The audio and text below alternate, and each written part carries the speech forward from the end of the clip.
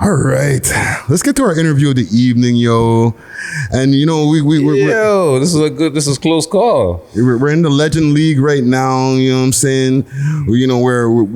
Sometimes we go all over the place where we interview young bucks. You know what I'm saying, or younger artists in the scene, and then we like to go and talk to the legends out here and the vets out here and see what's going on with them. You know what I'm saying? Respect due, as it should be.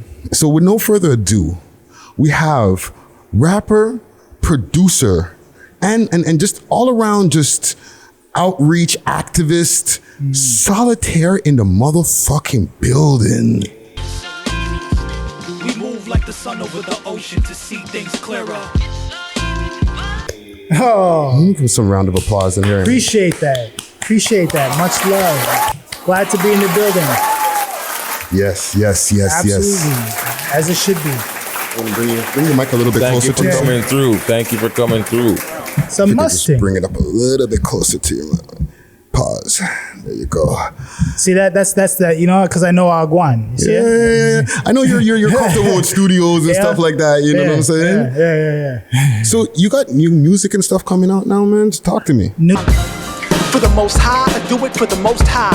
Whether you wearing a cross or a burqa. New music. I've got a project that's been many years in the making, and it was just a matter of like, because I was doing what I was doing with my studio. Shouts out to my partners, 4Sound Media. We have a music school, 4Sound Music, and I've been recording and doing mixing and engineering for a long time. And of course, as you know, I've been working with the FU, the Forgiveness Project. You know, salute. it's when it comes to anybody who's ever endeavored to be what's that? Yeah, Tara Muldoon. Yeah, obviously she's the executive director, a dear friend of mine. And but as you know, when it comes to artistry and music, like it's 100%. Like you have to be in the mind frame on all cylinders, especially nowadays where artists have to be all aspect. Like you have to be your own promo person, you have to be your own like PR and all that kind of stuff. And understanding that, I fell back because I knew I was not really able to endeavor that deep. But in the meantime, because I'm an artist, I've been obviously working and compiling music over time, over years, that I feel represents who I am. So it was just a matter of like during the pandemic, you know, you start reflecting on life, and you know, I'm not a young youth, so it's like, you know, what's my purpose? And some of the music I was making at the time I felt it was right to start releasing it in a proper way. You know, is it also like getting voices out of your head? No, that is a good analogy. That's a great way to put it, because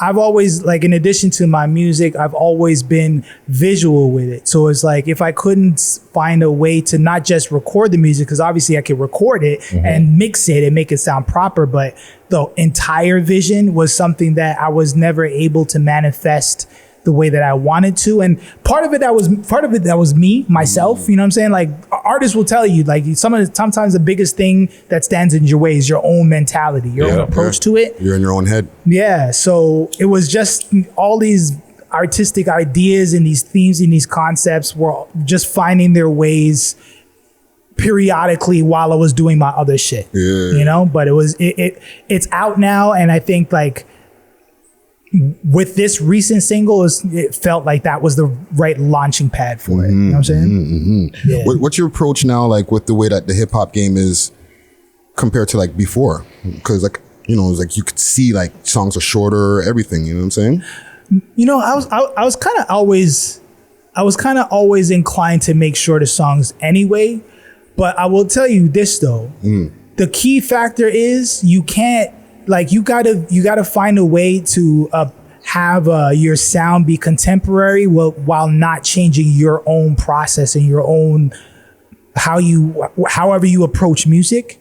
Because then you say, you know, there's an analogy that goes, once you start changing lanes, and then that lane you change into starts slowing down. You keep going back and forth trying to figure out how to get the fastest lane instead of staying true to who you are.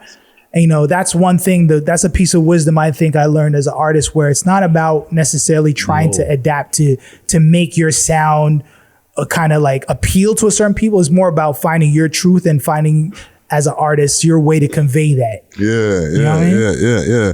And like social media and stuff like that. Like, are you trying to? I fucking hate social media. Yeah, talk to us about that, because from the time when you were making music before to now, you know what I'm saying? It's like that whole thing is just popped in between that time. In between. And you know, who knows what the trajectory of all of our careers could have been if there was social media available at the time. When I say I hate social media, I'm obviously overemphasizing. I love social media, but I love it because I loved it initially because it was like, it wasn't an obligation. It was like, you know what I'm saying? Like, that's how we were having fun with it. But now it's an obligatory part of your career. Like, if you haven't mastered at least like at a basic level social media, you can't exist as an artist in the digital age. You know what I'm saying? So it's a love-hate thing, but I do it in my way. I know that understanding that as a social media expert, like influencer will say, you got to post 3 times a day and the analytics. I'm like, I'm passionate about my art form, but I'll tell you straightforward. Number one, I'm a terrible self-promoter. You know what I'm saying? And in that capacity, I kind of I live in the space that I'm comfortable in. So I post when it's meaningful to me and relevant to me. And I just let my shit grow organically. You know what I'm saying? Because it's what you're saying there. It's a part of, you know what I'm saying? Like, I always tell artists, when I mentor artists or I do artist development, I always say, the first question I ask them, I'm like, yo, are you going to be doing this if nobody hears your music? You know what I'm saying? Because if your drive is not coming from within you of having something to say, then you're going to be at the whim of whatever the industry or whatever people want. And then you don't have an identity. And to me, from the school I come from, it's more important to have an identity than try to appeal to a bunch of different people. So my relationship with music has been a little bit different. You know what I'm saying? So with social media, I approach it in a real, like a literal organic sense. If you fuck with it, share it. Yeah. If you don't, it's all good. You know what I'm saying? Like it's not something that's sustaining my livelihood. It's through my studio and through the community work. So that's a real approach, though. Love is a passion for me, you know? So tell us about that now. You work in the prisons and like, tell us about some of the work that you're doing in the prisons and stuff. Man, that is been some of the most impactful shit that I've done in my life. And I gotta definitely, tip my hat to Tara Muldoon, who had the vision initially for me, like for what we're doing. Obviously there's been I have to acknowledge that we're far from the first organization to do work in prison. There's a extensive amount of people who've been doing it on their own dime for years. Shouts out to Zia Brown, Think Twice, and Hope, and you know what I mean. Like there's a lot of organization, but for me, Dying Thief. He's come to my studio a few times. You know what I'm saying? Like good. You know what I'm saying? So there's a lot of people who've been doing the work, but for me, when I first started, I didn't really know what to expect, but over the course of 5 years, 6 years, having sat down and done programs with hundreds of guys, it's heart-wrenching at parts, it's inspiring in others, and ultimately it's realizing we have to do something to change the trajectory and the opportunities and the mentality of our community. And jail is supposed to be a place where you go and you pay your debt to society, but you're supposed to be rehabilitating people in there. And that's the last thing they do. And when we started, the reason why we even were fast tracked to get in there is because they're like, "Whoa, there's nothing going on for these guys." And what we don't need is the person who graduated from York University with a psychology degree coming in there saying, "Hey, pull up your bootstraps," or learn how to read, or you gotta, you know what I'm saying? Speaking from experience, being locked up, there was really nothing to do with your mental situation. Yeah, you know what I mean? To get think about it, you're locked out of your cell at 9 o'clock in the morning and you're on the range all day. That's it takes a toll on your brain. In your own head. Right? All that noise and nonsense, right? And there's a lot of potential locked up. You know what I'm saying? I think that's when I say heart-wrenching, that was the most heart-wrenching. Yeah, because these guys have potential. It's just they're just they got the wrong outlets. They don't have nowhere to actually put that potential, and they lead up and they find out when they're locked up in jail, like, fuck, I'm actually good at this. I have potential at this. And you help them discover skills they never had. You know many concerts I've sat in a program room in a jail with a full-on concert with man's like rapping and everybody like rapping along. There's a couple of incidences. I'm not gonna say, can't even say any names because obviously, privacy. But I remember I had a conversation with one particular youth, and he's like well known. And I didn't even know because I'm being introduced to a lot of these guys. And I remember like, because what we do, we'll have like a 5-week session to do these programs and we have conversations about mental health, anxiety, trauma, like how these circumstances influence your decision making and how important it is to be aware of your you know what I'm saying, who you are as a person. Mm-hmm. And as we do the cycle of the programs, at the end, we'll be like, okay, so give us your requests. And we'll come in and play songs, you know what I'm saying, in the jail, like crazy shit that these guys are like, yo, you guys are like DJs for us. But all these guys requested this one song. So I'm like, okay, I downloaded it, I listened to it. I was like, all right, I fuck with it. And then one guy gets up and starts performing the song. And I'm like, he knows the song and everybody's rapping. It's his song. and I'm like, yo, he's like, watch this, yo. I'm going to bust up the place. Watch this. The man doesn't even know this is my tune. Watch. I'm going to bust up the place right now. I stopped the youth. And Tara was there. I stopped the youth. I'm like, yo, what are you doing in here, bro? What do you like? Look at all this talent that you have, and obviously I'm saying it in a high level way, but there's obviously a lot of factors. When I sat down with him one to one, but there's a brilliance in there, man, and we have to rescue that. And that's what you're doing. It gives them their sanity, peace of mind. It gets them off the range. Yeah. It gets them something to look forward to. Yeah. Right. Yep. And there's not that much to look forward to when you're locked up. Yeah. You know what I mean? Like again, I hear that. When I was there, like. School was like a lady coming in and bringing in sheets of paper. Like, yeah, fill out these sheets. Like, okay, now what? Yeah. Oh, I'll see you next week. Yeah. Right. And that's like something just to get off the range for an hour. Yeah. You know what I mean? Imagine that was going on like with Solitair. Exactly. It's funny. No many guys started the program just as something to do, but then like now they're our biggest advocates. Like, yo, you got. And I'll tell you, the biggest compliment I've ever got from guys who are inside and guys who are outside. And there's so many faces that sometimes I don't even recognize them. And they're like, yo, you guys didn't have to show up, but you guys showed up. Like, it's like I tell people all the time, sometimes just showing up is the biggest thing. That's it. It's the biggest thing. We miss a week and they'd be like, yo, they'd be tripping. It's like, yo, I thought you guys just say you were coming next week. You guys didn't show up. I'm like, yo, fam, man's have nothing but time. You guys were on lockdown. Like we were actually in the building. We didn't let we were in the building and they shut it down. And it's like, but it's like at the same time you understand because that's what they're looking forward to. You have nothing but time, fam. Quick question. You can hear me, right? Mm-hmm. Yeah. What about like when they come out? Because a lot of guys have issues like coming out, obviously getting jobs or whatever. What are you guys doing with them when they come out? We're not a complete wraparound support system, but what we've been trying to do is reach out to those who do that, like Hope, like Dying Thief. You know what I'm saying? Like organizations who have because one of the putting things the links together. One of the things that I've always said, every single like community organization meeting that I've sat in where they're like, yo, what can we do? How do we solve this? I'm like, listen, this is not a isolated community organization. Like one community center in Jane and Finch operating on their own is not going to fix this shit. It's got to be a network. And combined effort. If we don't know somebody that has wraparound supports, we're supposed to be able to pick up a phone and say, yo, so-and-so is coming at wherever, and we need to set them up with something. But I'll tell you, that's what we've been slowly working on putting together over these past 5 years. And there's a lot of things going on that's in progress that's going to kind of circumvent the whole granting system and having to kind of see if we're going to get funding. Because the most important thing is like, this is a generational issue. We're not going to solve it with a 1-year grant. You know what I'm saying? Like, so facts. We're literally putting together a network of people, of community organizers and like volunteers.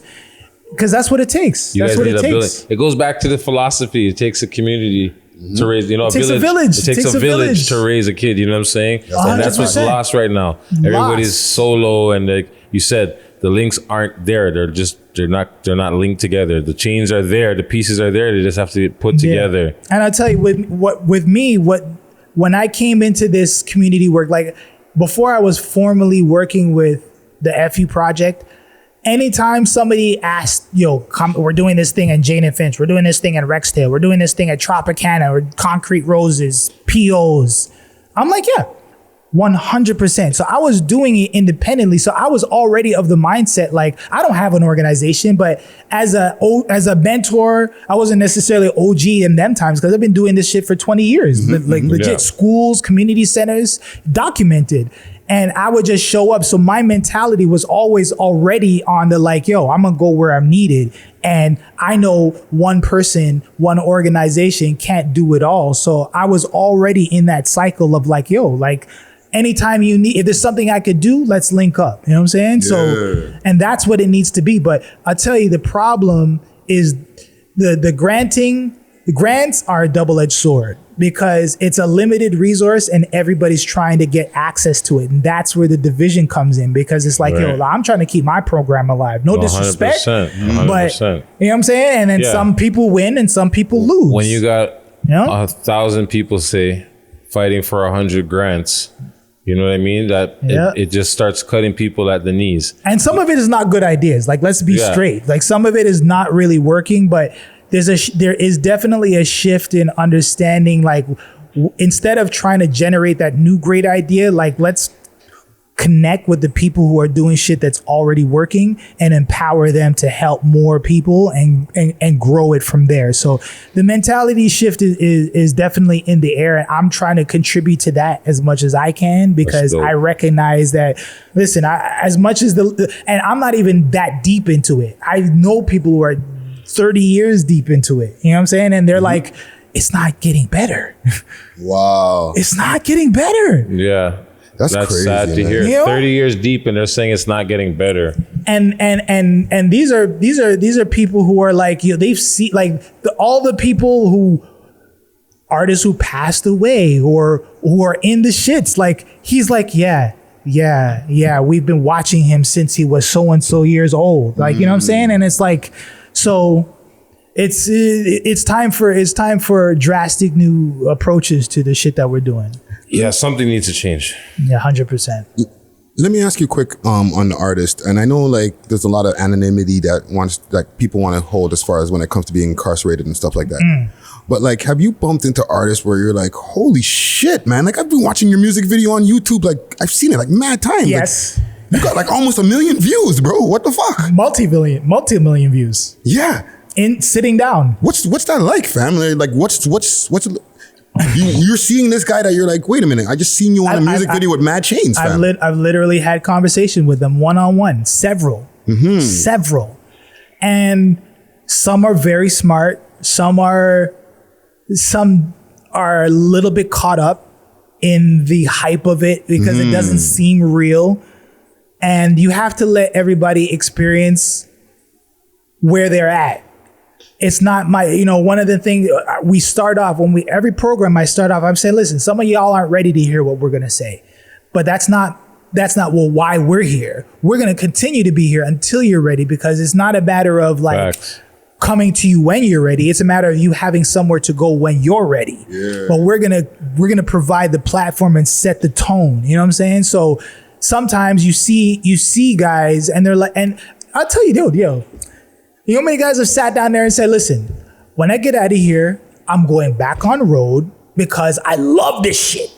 That's what I do. And I'm like, that's crazy. And I'm like, but you know, I respect that. That's not new though, but I understand what you're saying. And that's why I said, I'm like, listen, what I have to say is not going to change your mind. As to me, if you're willing to accept the consequences of your actions, that's the only thing that matters. Yeah, but that's what it goes down to. Like, some of them aren't ready. Like you said, you're not ready to come. Some of them is just, like I said, to get off the range. And then they realize, you know what? fuck, there's been some real shit here. And then it sinks in. Yeah. Maybe by the second week or the third week, they're locked in now. Yeah. And they're like, oh shit, okay, you know what? I'm going to come back next time in the next cycle and really lock in. Mm-hmm. And that is the reason why we're one of the most requested programs in the jail. And that's documented. You know what I'm saying? And it's that exact commentary. Like there's the thing is, there's a lot of guys pass through, but as you know, there's only so many success stories. Mm-hmm. But every success story matters. It doesn't matter what you say. You save one life, it's still worth it. You know what I'm saying? Like you change one perspective, it's still worth it. But so many guys, like I can give you stories where one guy was like, yo, listen, I was at odds with one of my brethren because he got shot, and in the hospital, he said, yo, I don't want any, no retaliation. And they looked at him like, yo, you're a pussy. What do you mean, no retaliation? And we're going to ride. And they separated. And then he's like, on the last week, and this is one of those youths that sat in the back and just like, didn't say nothing for 4 weeks, just sat in the back and took it in. And on the 5th week, he's like, yo, he told us the story about what happened. He's like, yo, if I ever get out of here and if I ever get out of this, I want to see if I can tell him how much lives he actually saved by telling us not to get involved. You know what I'm saying? He wasn't even thinking that way at the time. You know what I mean? And those are the things that keep propelling us forward in the work that we do, because it's not something that's going to change overnight. Like some people, you hear their stories and you're like,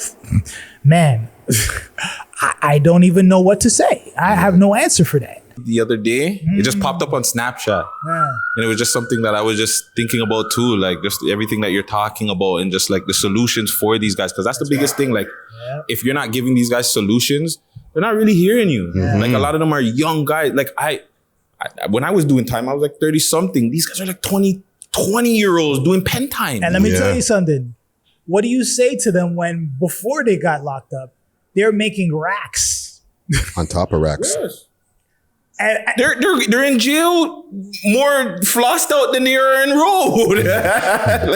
and it's like, what do you tell them? Yo, listen, you got to change your perspective on life. One of my big things, like, there's certain conversations that we have in jail where I give them the real. I'm like, listen, I appreciate fashion. I appreciate jewelry. I appreciate nice cars. I love to drive fast. I can't buy a fast car because I know I will get arrested. You know what I'm saying? You know those ones? I'm not against having nice things, but if that's what you're using to define you, that's toxic. If you're buying $400 belts and you're doing this kind of stuff because you're trying to impress people who don't give a fuck about you, that's a problem. Yeah.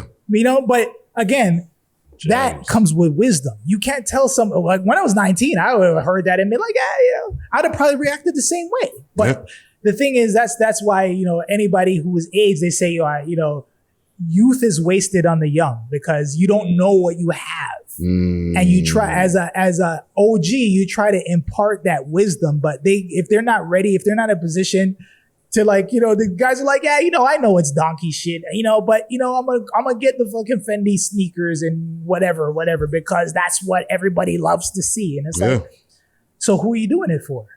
Well, let's take it back to when you were younger then for a quick second, right? Because you produced, besides like the stuff that you're doing now, you got production with Nina Sky, Glenn Lewis, Maestro, Rascals, of course, Cardinal Official. You know what I'm saying? Like Sugar Jones, you know what I'm saying? Sugar Jones. You have to be of a certain pedigree term. What's your favorite session?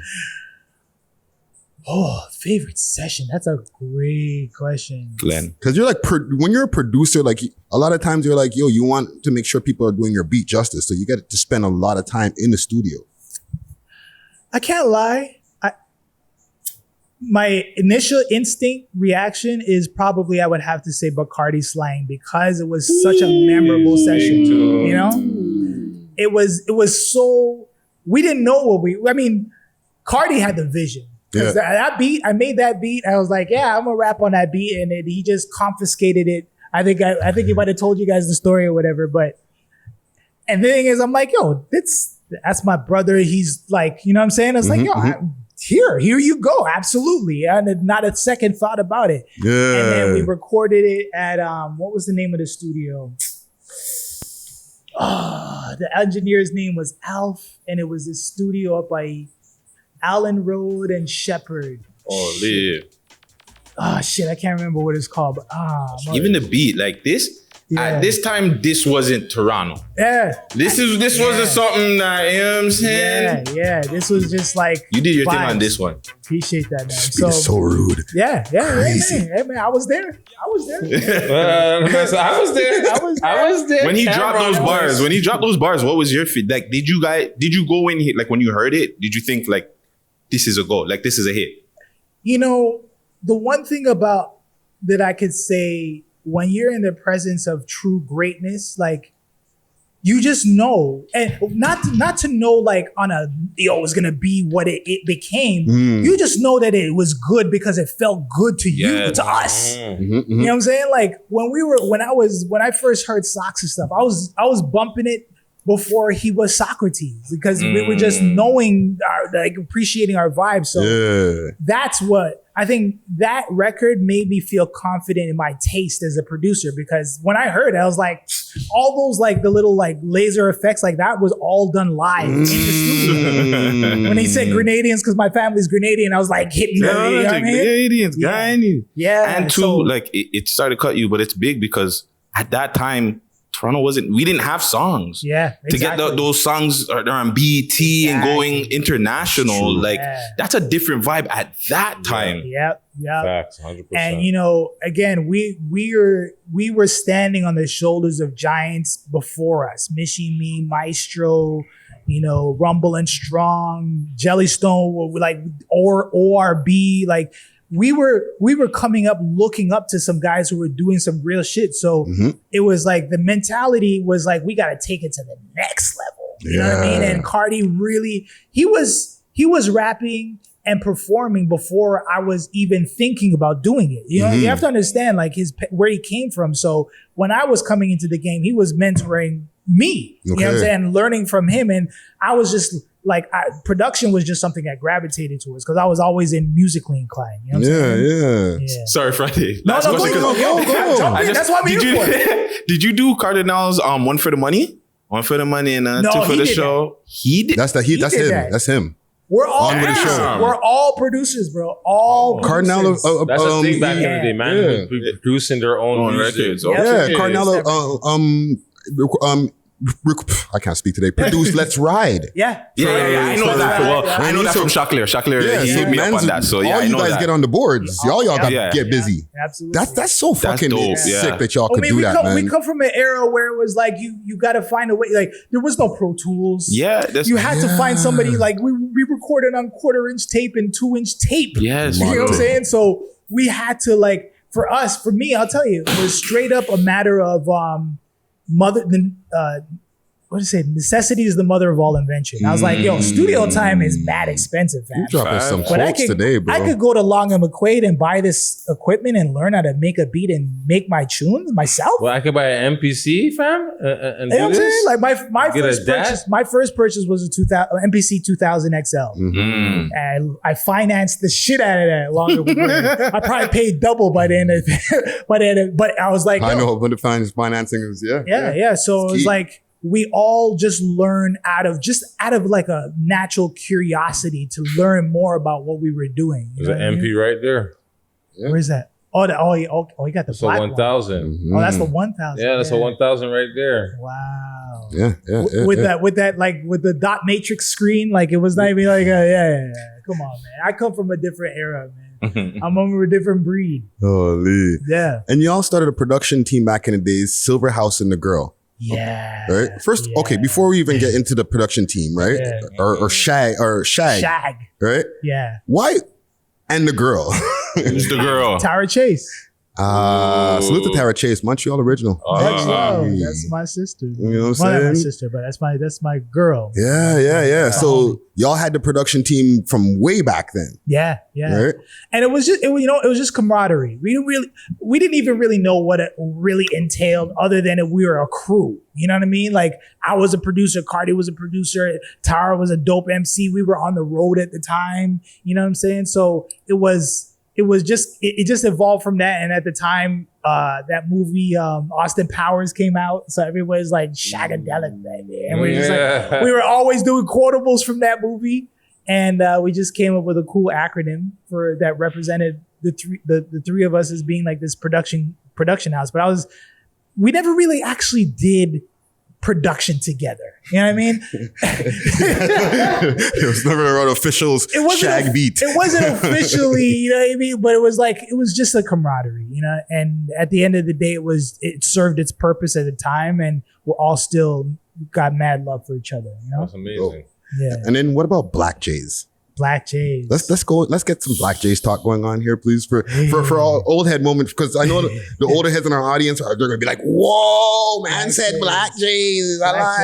Black Jays is myself, Rodala, and Daryl Riley, and Mayhem Morearty. Jeez, the man said the sneakiest. And Cardi. That's what it was. Yeah. What happened to that crew? Because it was a short-lived crew. I seen the music video and then it was dunzo. We did a remix video for Ray Robinson. Yeah. Yeah. Again, same kind of vibe. I mean, Mayhem wasn't touring with us at the time, obviously. Yeah. But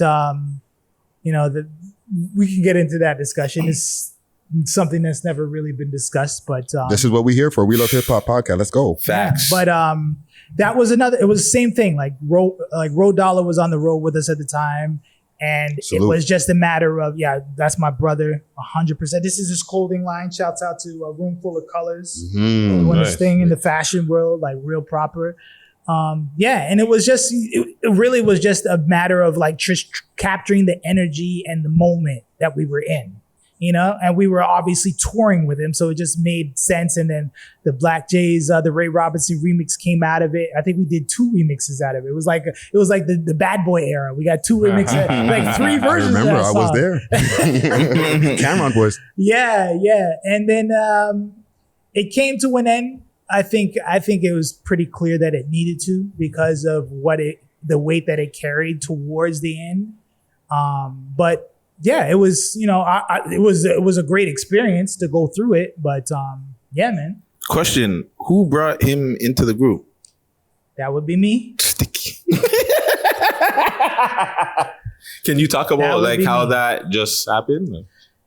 If you can. I tell you, Toronto is such an interesting place. It is. I don't even know what this is gonna be, but I'm gonna tell you. It was literally the hip hop story. It was a brethren of mine who was his brethren, and he was inside at the time. It's whatever year it was. I'm terrible with years and like remembering what it was. 2007, 2008-ish. Might have been that, but anyway, Easy to Slip was in heavy circulation at the time. Big tune. Appreciate that. And he was like, I guess he heard it when he was inside, and he's like, he wanted to do a remix. And my boy sent me audio of him rapping in jail. And I was like, oh shit, he's nice. And I remember the first time I went to see him when he got out, there was a show. Remember there was a theater at Yonge and Eglinton? I can't remember what. I think it might have even been called Yonge and Eglinton. I think it was called a Yonge and Eglinton Theater. Yeah. And he was performing. It was like a hip hop showcase. I'm sure that I remember that show. I'm sure that they were like, we're never having hip hop showcases ever again. Because I think at that time there was different beefs or whatever, but every hood was in there. Yep. Every hood was in there, and he was performing with his crew. Why is their name escaping me right now? Hustle Man. And that's when I first met him. Navy SEAL. I went there to see him perform and meet him, because my boy's like, he just got out, he's gonna do this. I went there, Dolo, Solitair, that's who I am. And that's the first time I met him. And then we just built a relationship from there. I didn't bring him into the Black Jays right away. Like, Black Jays didn't even exist at that time. It was just like myself as a producer. He wanted to, like, Easy to Slip resonated with him, and he wanted to jump on a remix. So we just built a relationship from that on a music level. And I would go pick him up, drive him to the studio, record. So I have a song with him and Franz Thomas. Wow, salute Franz Thomas. Bop, bop, bop, bop. I have it. I listened to it the other day. I have it on one of my drives. France is sick still. Shout out Franz Thomas for real. Stellar lyricist.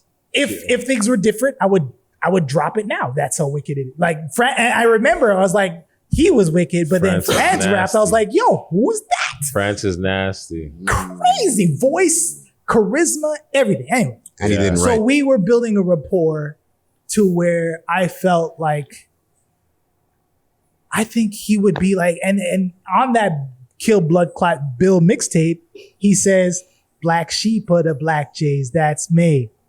He was literally the Black Sheep. You know what I mean? Because Kill Bill remix. Holy. Listen to me. Going back. This is stuff that's never been told. And it's been a code of. There's been no purpose to talk about it for obvious reasons. And there's not many platforms to talk about it on, to be honest. But for facts. But for me, it was probably one of the most traumatic situations of my life because here I am, you know the work that I do. That's my mentality. I'm like, yo, he's the perfect, we're gonna show an example of how we change the trajectory. This is what I'm thinking. Like, yo, when I'm reasoning with this guy, like I'm going to jungle with this guy. You know what I'm saying? Like he's taking me there. And I'm not from, you know what I'm saying? Like we're embracing each other and we're respecting each other on a human level. That's how we connected. And that's what made me feel comfortable saying, yo, this might be good to bring him into the fold. But it was not. It was not the right time. Yeah, because I remember those times I was recording with Empire. We're recording. Empire Crew, we were recording out of what became the Remix project. Yeah, right?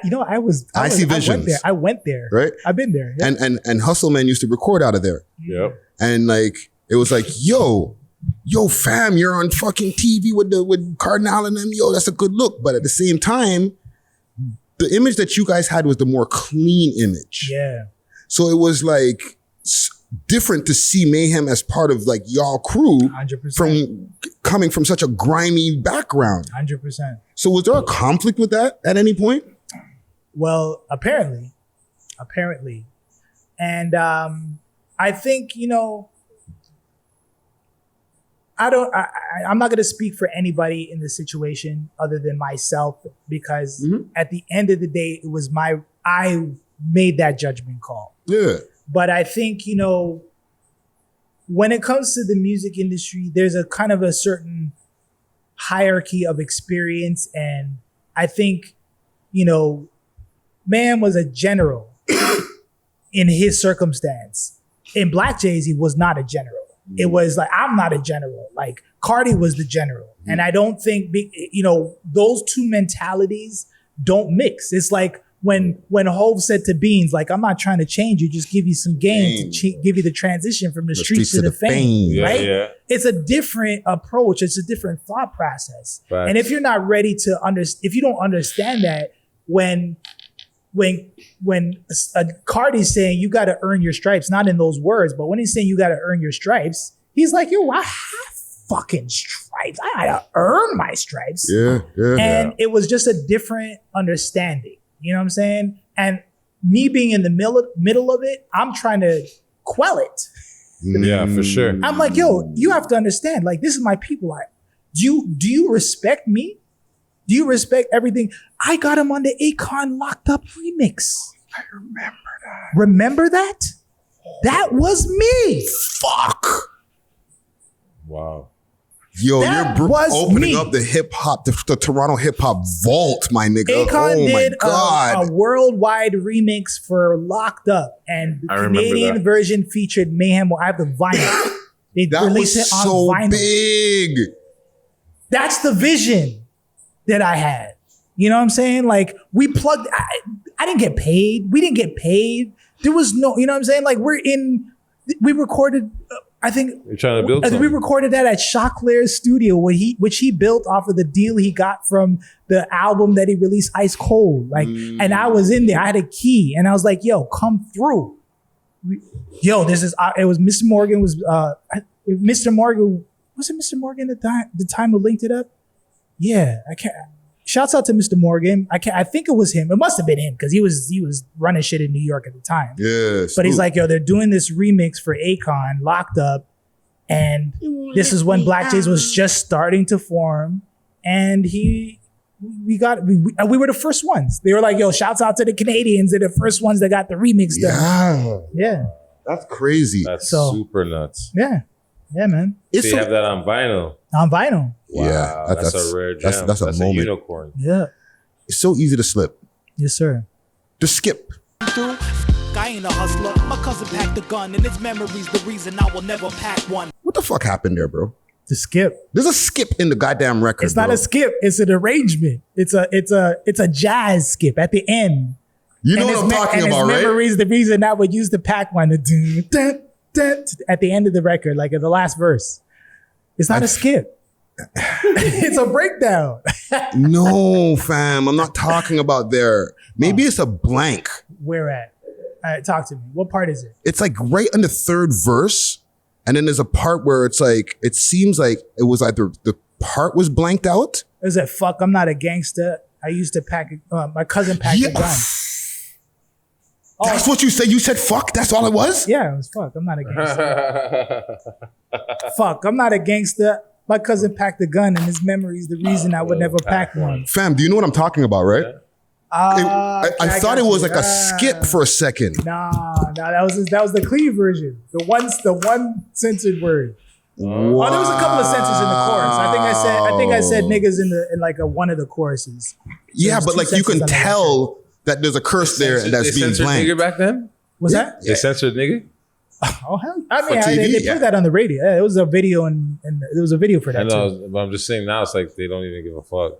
On commercial radio? Nah, they A commercial rated, they ain't letting Yeah, Oh, us. yeah. they're playing that on commercial radio. And on college radio because Power Move was during the day, so you had to have clean. Yeah, that's true. Power during the move. Yeah, okay. Yeah. I just wanted to clear that up though. Like I always thought it was like a fucking skip in the record.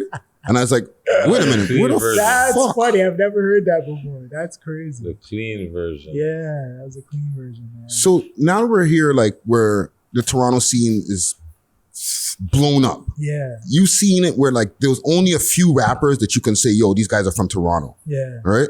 Yeah, Now there's like mad rappers. There's a few guys who are multi-millionaires at this point. Yeah, Right? yeah. What do you think about the scene now post Drake? Because let's call it like since Drake blew up, now the whole door is fucking open. What do I think about it? I think that there's as much talent as there's ever been. Mhm. I'm sad and like probably literally depressed that there's so much talent and that these guys can't even perform in Toronto. Holy shit. You know, Well, that's it's fucking politics. That's probably the most tragic thing about it is we're the moment where we're like everybody's been working towards this moment of having the light being shone on the city, and the city can't even pick itself up because there's so much politics involved in it. And there's not a better way to say it than sad. It's sad to me. Like there's that we can't be capitalizing it in a way where we like have venues just like every outlet just for every artist to be able, because performing is the key. Yes. Performing is the 100%. key. And I think that's probably the biggest lacking aspect of this generation is performance.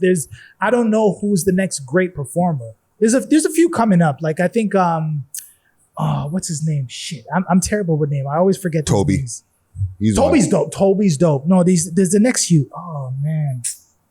Why do I always forget these names at the right moment? But he's Give some hints. We might be able to drop the name for you.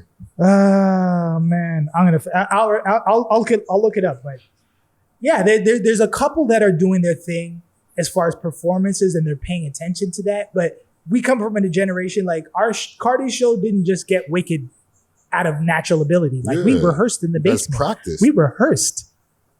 Choreography. Rehearsal factory, bands in the basement, like full speed. Not like, okay, I'm gonna do this here. I'm gonna do that. Like, no, do it. You gotta do it so you feel it. Act like you're there. That's the work ethic these guys don't understand. No, now they just don't. Grab a camera. It's too much cool. It's too much cool. You know? So I think too much cool. I think that the talent is there. The talent has always been there. The talent will always be there, but Facts. I don't know.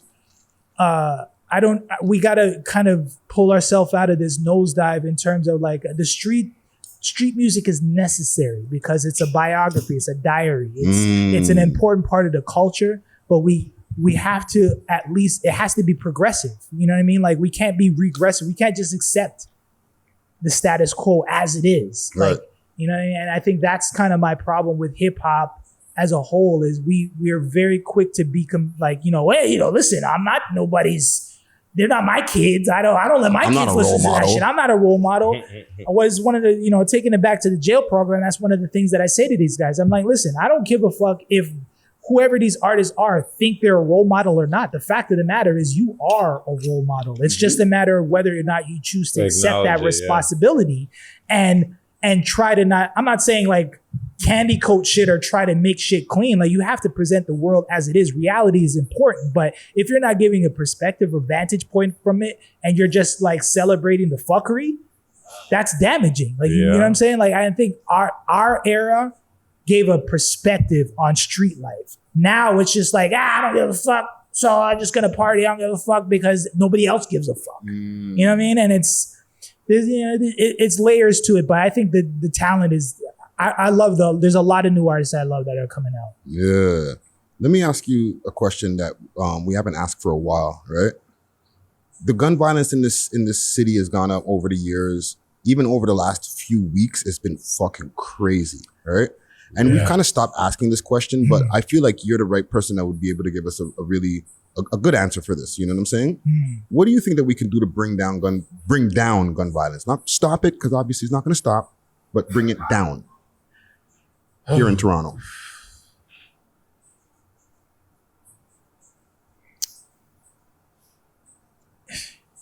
It's gotta be. It's gotta be a culture shift. I was watching. I can't remember who said it, but it was a community worker, and I was watching a Instagram live, and he made a very valid point. He's like, listen, we can't just expect to survive. You can't just tell these kids it's about survival. Like people want to thrive. People want to earn and get better and have a quality of life that's not just the regular. Success is important. We need more examples of successful people who aren't from that line of lifestyle. The music needs to celebrate. And not even, I mean, celebrate is one thing. Like they have to be successful first, but we have to shift our mentality in terms of what success looks like and what it takes to be successful and what is important. Like certain things that you listen to and you take in as a 20-something year old and as a 40-year-old. And one of the things, like when you hear rappers talking about, school ain't really for me and I dropped out, and it's like, I hear you, but you're one in a million. Most people drop out of school, they're fucked. Yeah. You know what I'm saying? So it's like, it's hard. Like hip hop is a double-edged sword, just like anything else. It's like, it's a tool that is like a hammer. A hammer can be used to hammer a nail, or it could be used to kill somebody. You know what I'm saying? So it's not hip hop itself as a culture that's at fault, but we don't do enough reflection on the shit that is damaging. You know what I'm saying? And I tell people all the time, it's a generational problem because we just need more examples. And in America, it's just the wealth base is different. There's more Black Americans in New York than there is in Canada. Yeah. You know what I'm saying? So it's like our problems culturally as Black people are a little bit different to compare to what's going on in the States.